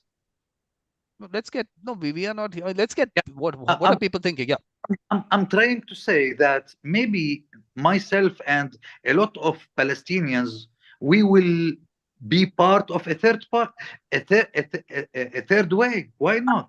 Exactly. So that's what I'm saying. That let's get every thought. Look, every thought or people with those thought, both of them are welcome. Can we do that? Similarly, I'm saying with the Palestinians, with the Israelis, and with the Jews and the Arabs and people in general, let's get. That's what I started with.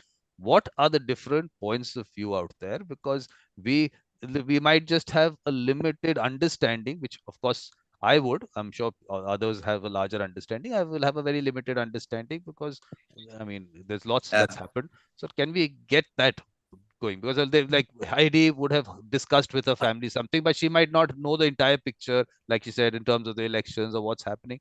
So can we get all that in some way? And I'm asking everyone. Yeah, but I want to finish with that. What I believe as Muhammad, occupation is not our destiny. And dictatorial system inside is not our destiny.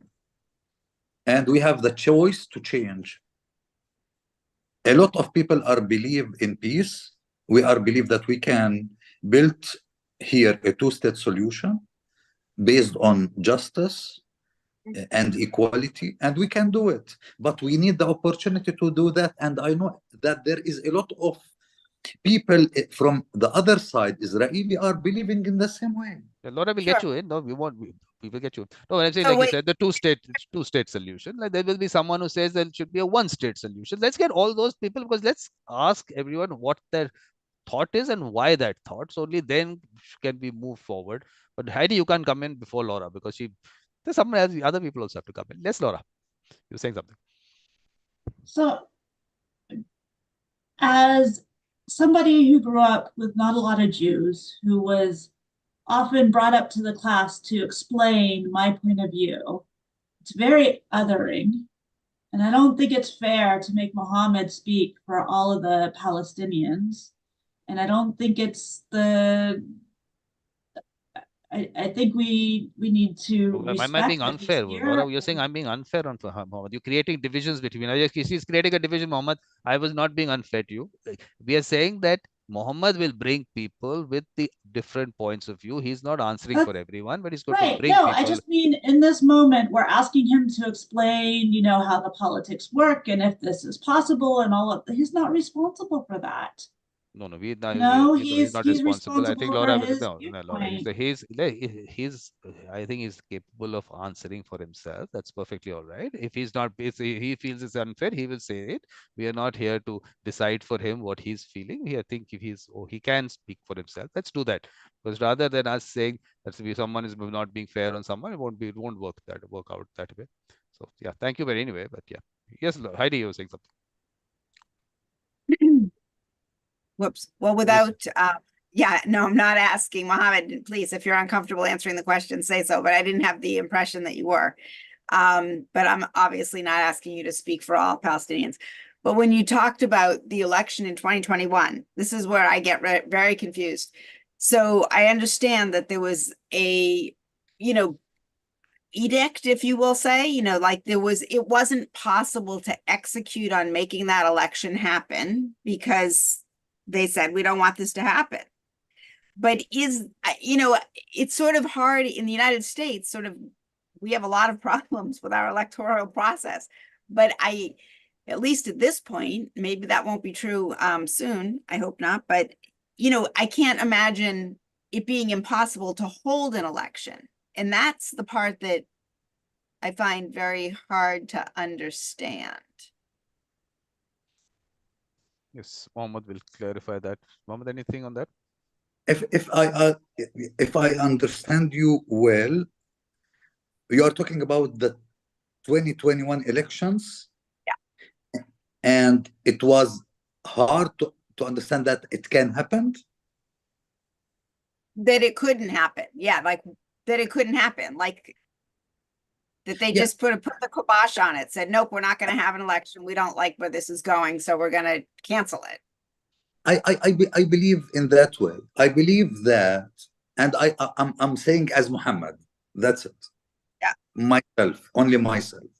What I think that it was a very good situation for the PLO ruling in the West Bank.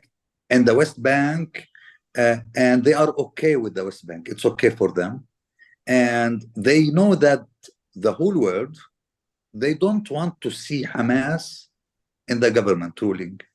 So if anybody start pushing them for democracy, they will say that, listen, also maybe democracy and elections will bring Hamas. And this is something nobody in the world want to hear that. Starting from Israel, go to the West, to the whole West. The best scenario for them is the status quo, to stay like that.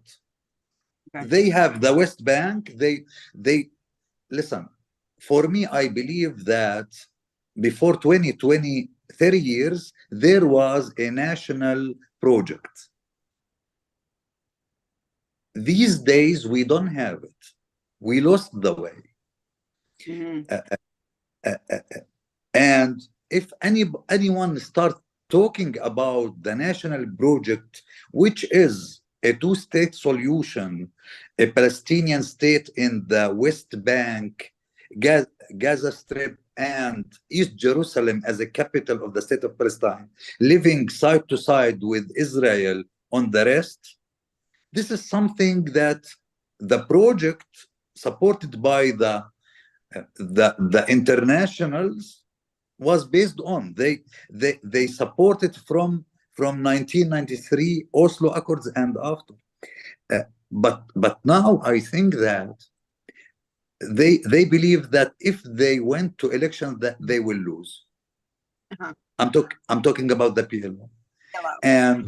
And they bring the issue of Jerusalem just to delay the elections. To be honest, if I want to conduct the elections, I don't need the to have a permission from Israel. Right. I don't need their permission. For the Palestinian of East Jerusalem, I can do it electronic. I can do it outside East Jerusalem. But they use it. It's only they use it for the reason not to do the elections. Mm-hmm. So they don't want to do the election. That's what I believe. How do you empower them to be able to that's the second question, Mary. The first thing is, if they do not want to do the election, is it because they feel that the public support is not with them? So whom is the public support with according to them? What is maybe Hamas. That's what. That's it. They have the whole power in the West Bank. They are ruling.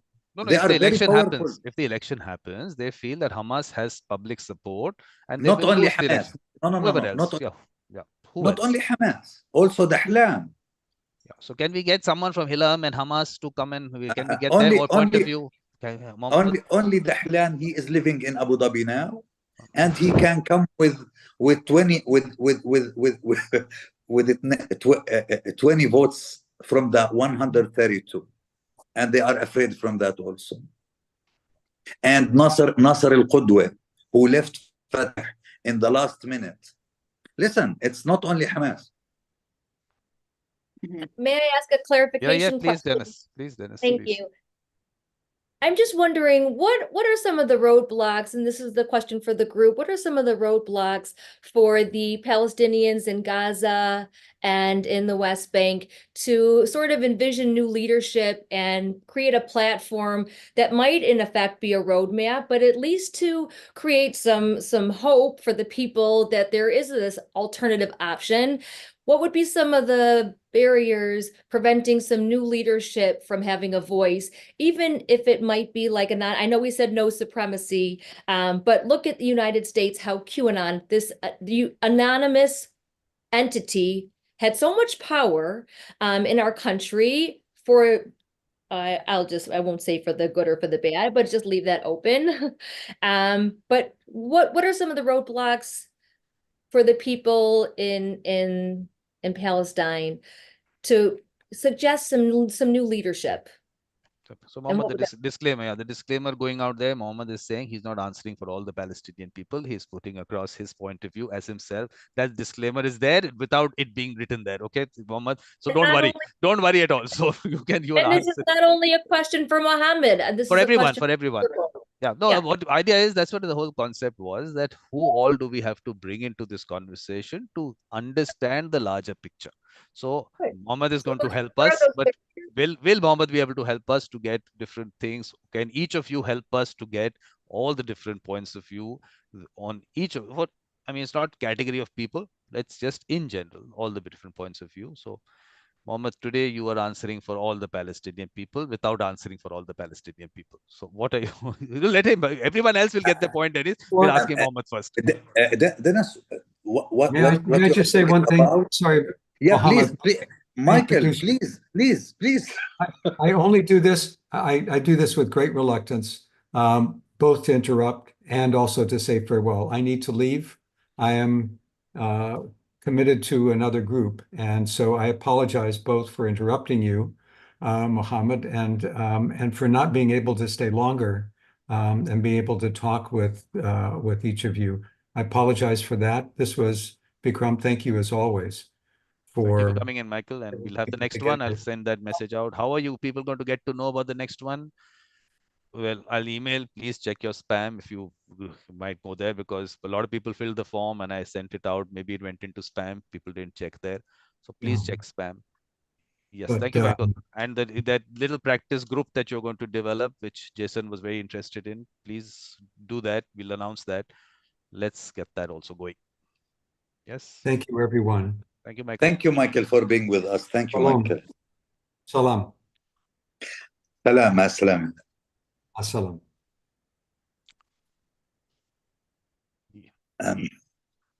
Yes, Mohammed, you were, yeah. Dennis, let me tell you something. This is one of the big questions and discussions that are happening in Palestine now. A lot of people are trying to find some answers for these questions, and can we this and how.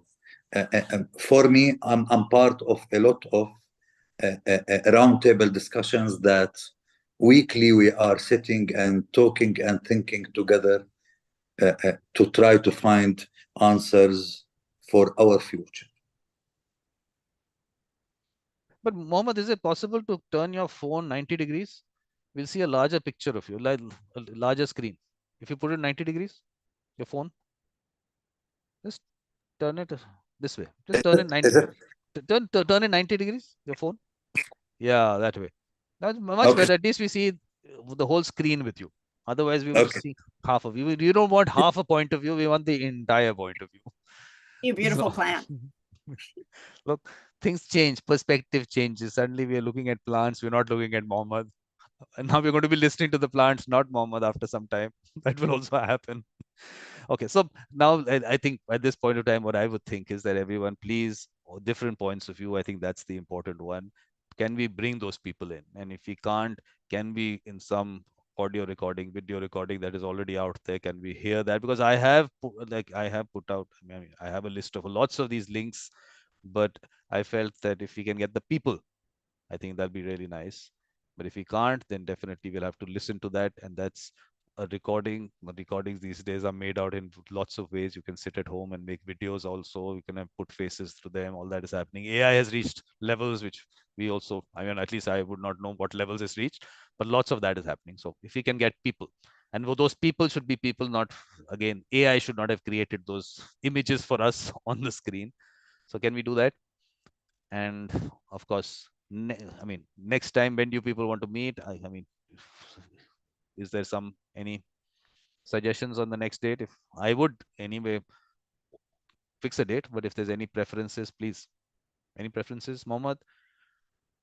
You are the Palestinian representative. When we get more Palestinian voices, I will do my best to bring another, yani, more different, Palestinian. the people who don't agree with you, people who don't know, agree with you, Mohammed, the ones who I'm trying to bring more mediators, but we don't have a lot of them these days. But I'll do my best. Yeah, I'm saying, like I said, people who don't agree with you, people you don't agree with.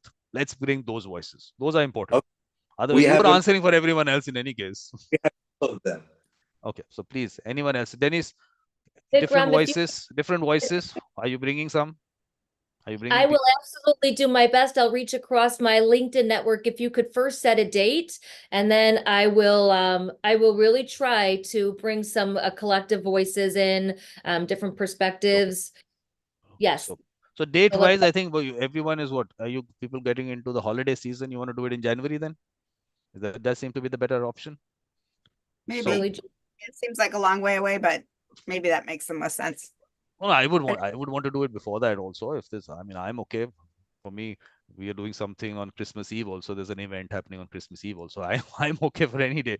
So if you want to do it earlier, Heidi, you want to do it earlier? You want to fix it up earlier? No, now I'm looking at the calendar and realizing it's probably crazy. No, it's But never maybe- going to work out. It's not everyone going to have the same date. It's not going to work out. So we'll have to put out a date. But anyone wants to come in December, please tell me. December, anyone? December? I mean, I'm looking at December 28th or the first week in January. Okay, so I'd 28th. go with December 28th if we can put it out, and I'll certainly extend the invitation. December 28th, it is. Same time, 8:30 India time, right?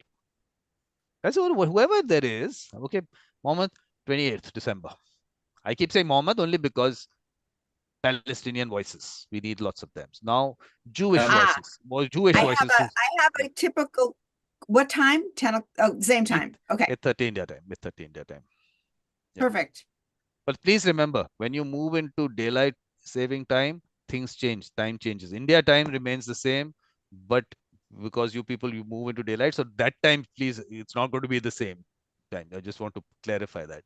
So 8:30 India time is what it's going to be. And who's getting the different Jewish voices? Please, who's Laura? I'll try. Laura, Heidi? Yeah, I'll work on that as well. Yeah, no, And what are the other voices? We got the Lebanese voice. Mona, more Lebanese voices?